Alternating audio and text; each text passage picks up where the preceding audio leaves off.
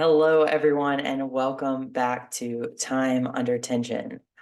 This week, I'm going to be talking about your pace and more specifically, slowing down. Slowing down is something that we often talk about in the self-care arena. And when we think about self-care, there's usually an associated idea of it being a more slow pursuit. Most of the things in our life, especially in our culture in America, tend to be very fast. We live in a sped up state on caffeine from the start of our days, where a lot of is demanded of us in our jobs or in our home lives. And we are constantly pushing for progress. And we see this offset by a desire to live for the evenings or live for the weekends when we finally are so exhausted, we can hopefully get a little bit of a break and recharge just enough for the next hectic week to kick off again. And we're constantly running this race at this high speed, and it leads to things later on in our lives where we've been running so fast for so long that we may not even realize that we're not running towards the things that are actually most important to us. I think a side effect of this lifestyle are events like a midlife crisis, where we get to this point in our life where we're starting to feel a little bit torn down and tired. And there's a bit of an identity crisis where we have to ask, the things that I've been pursuing, are they things that are actually important to me? How have I invested my time? What is this life that I've built? And is this actually what I want? I think this is a stage in life that is important and not necessarily a negative thing or just a side effect of this kind of pace. But I find that it can be a more negative process for people if they find that, after all, they feel like they have been running towards things that aren't actually aligned with what they want in this life. And many times in my nursing career, I saw people experience some health setback or a tragic diagnosis, and then really start asking questions about how they really want to live their lives. And it takes a lot of us hitting a point where we receive a diagnosis that changes our perspective, or we lose someone in our life that makes us face our mortality, or we experience the loss of something that we had assumed would be a constant factor in our lives, and then start asking ourselves the question as to whether or not we are pursuing or running towards the things that are most important for us. And these events, as tragic as they may be, present a really incredible opportunity to stop and reflect and ask ourselves these questions. But if we don't change our daily patterns and our pace, we will likely fall back into those consistent patterns and just start running again on the hamster wheel forever and ever. So, although those, say, yearly reflection sessions or quarter life reflection sessions or midlife reflection sessions can be really beneficial and help us make a massive shift or change course, the most important thing is consistent realignment and understanding that you're allowed to change and grow and flow, and that as you learn more about yourself and get back to your truest self in this life, you may change your direction, and that's okay. You just want to be doing so consciously, and you want to make sure that when you are running towards something or steadily progressing towards something, which I think is more sustainable, that it is something that you actually want and is aligned with your desires and passions for this life, the legacy that you want to leave, and not just something that feels like a should, feels like a must, it feels like a have to, it feels like a, well, I've already invested so much time into this that I don't know what else I'd do, or I might as well just keep doing it. Instead, it's an intentional pursuit, saying, okay, I see this path in front of me. I see the goal that I'm working towards, and I'm going to take one step at a time to progress towards it and daily realign myself with the intentions that are going to keep me in attunement with that goal. The problem is when we live this fast-paced life, we try to program ourselves like robots. And I'm guilty of this. I think I will use multiple data trackers and I will create spreadsheets for myself that keep me as efficient and effective as possible. And I will just grind and just track my data and start to treat myself like a robot because I want to program myself for success. But if there's not this slowing down and checking in with my daily resources and asking, how do I feel today? What do I have to give today? What are my resources? And am I aligned with these things towards which I'm headed? Does anything in my life feel off or out of alignment? Do I have any anxiety right now? Because a lot of times that's indicative of either overcommitting outside of the capacity of my resources or moving towards something to which I'm no longer aligned. And depression is similar. If I'm feeling depressed, if I'm feeling down, perhaps I've been overextending myself and my body's telling me that it is absolutely imperative that I take time to rest, or I have been avoiding feelings by staying busy because it feels more productive to be busy and to be working towards some goal than to be addressing the feelings that are coming up along the way. It is amazing to set a goal and to push for that goal. That is all part of this process of slowing down and creating a steady pace that allows you to endure to the goal. But the value of a goal truly is not in its attainment. It's in the growth that you experience along the way. And if you are rushing towards a goal, you are missing the point because you likely aren't gleaning the wisdom that is the biggest gift in goal setting that should be attaining along the way. You should be growing, you should be learning about yourself, you should be getting more and more aligned with your highest self and what's important to you. You should recognize your weaknesses and areas in which you need to improve.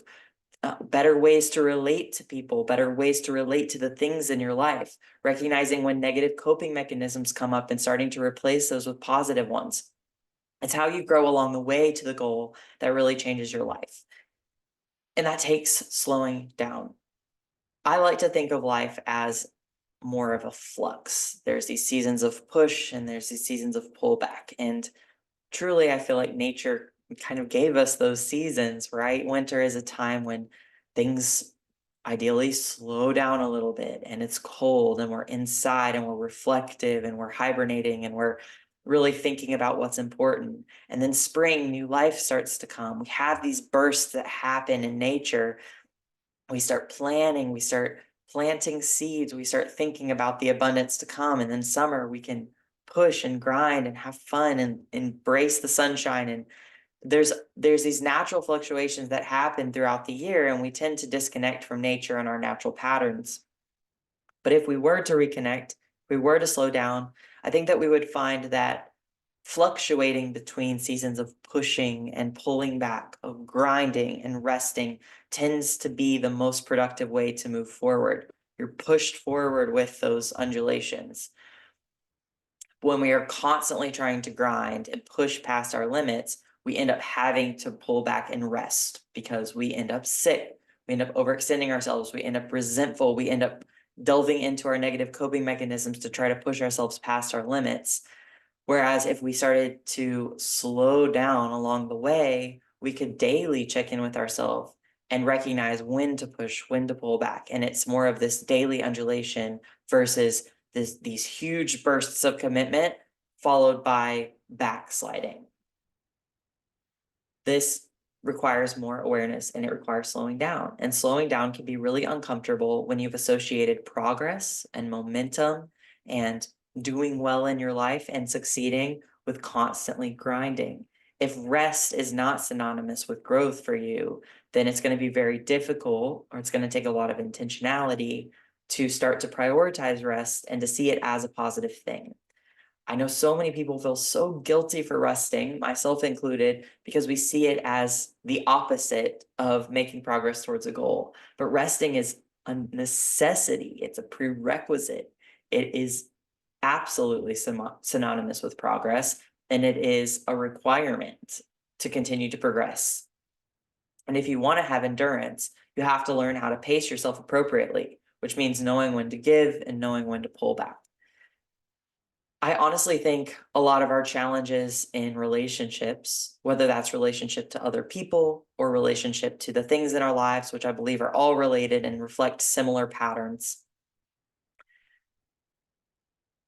that comes down to pace. And if we are grinding and pushing and rushing, we're missing out on things we could be learning from these relationships.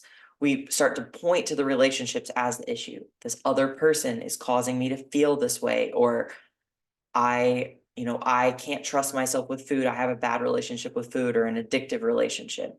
Or, I do well on a training program for a certain amount of time and then I lose momentum, lose motivation. It's because we're not checking in with ourselves along the way and recognizing when we're pushing past our limits.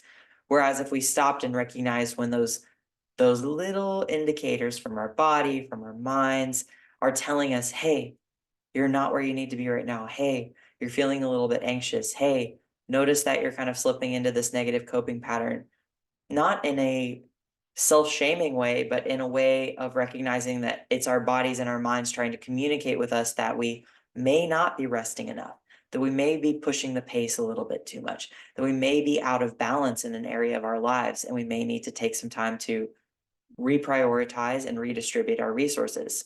And this is a natural process in life. So many of us want to find the formula for success and to lock everything in and to have a perfect routine every single day that allows us to progress towards that goal without having to stop. But the thing is, life doesn't work that way. And that keeps us disconnected from our lives. And again, treats makes us treat ourselves as if we are robots and can just program ourselves into perfection. But we're not perfect. And we want to learn and grow along the way because that's what keeps us fulfilled and engaged along the journey. But learning and growing means taking time to stop and reflect and recognize what's working and what's not and what we need, and then making adjustments from there so that we can continue progressing continuously for the long race. So I want you to think about your pace this week. Think about your pace from day to day. If you catch yourself moving quickly, even slow down. Do something slowly and with intention. If you're washing dishes and you notice you're rushing through it and thinking about the next thing, I want you to stop. I want you to feel the water. I want you to focus on scrubbing. I want you to get really invested in the process, because slowing down doesn't have to be this massively overwhelming life halt. Instead, it's just in the moments that you recognize yourself feeling fast, slow down, get present, get in your body, connect. How am I feeling? How does this plate feel in my hands? What is my body feeling right now? Do I have any sensations? What does the ground feel like under my feet? And the more often we can stop and come back into the present moment, the more often we can get clear on what's important to us, what we're feeling, what we need, what we may need to adjust, and then continue to make progress from there.